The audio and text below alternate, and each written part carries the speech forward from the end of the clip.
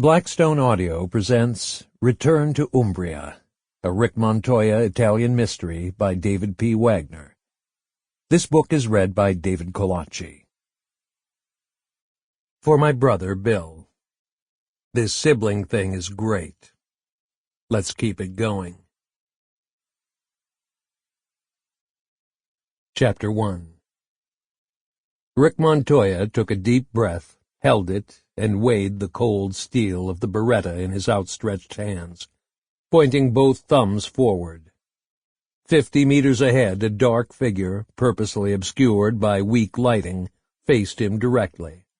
Rick squinted down the gun barrel, stiffened his grip, and slowly squeezed the trigger, just as he had practiced. The pistol barked loudly and jumped back in his hand. Heartbeat steady, he let out the breath and dropped his arms. The distinctive metallic smell drifted up to his nostrils as he noticed heat now spreading through his grip. Lights popped on, bouncing off the low ceiling of the previously darkened room. A voice behind him was just a murmur. "Not your best." Rick took one hand off the pistol and pulled the ear protectors down around his neck. "What was that, Uncle?" "I said not your best," repeated Commissario Piero Fontana. "You give me second thoughts about trying to convince you to join the police force." He put down the binoculars and pushed a button to make the paper target rumble back toward them along a wire. The silhouette had a ring of holes in the center of the figure. When the target reached them, the policeman pointed to one just to the left of the waist. "That one's yours.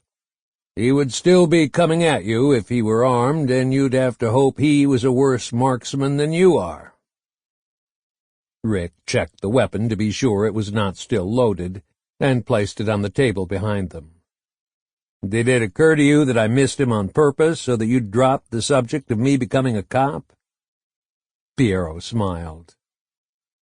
"I had not thought of that."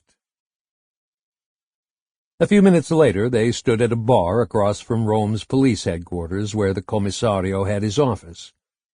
Coffee available inside the questura was so notorious that policemen joked it should be on the most wanted list. So this place was crowded with uniforms at all hours of the day and night. Rick and his uncle took their small cups and walked to a tall table near the window, where they added sugar from a large bowl. Commissario Fontana had shed the leather jacket he'd used at the shooting. "Sample complete. Ready to continue?"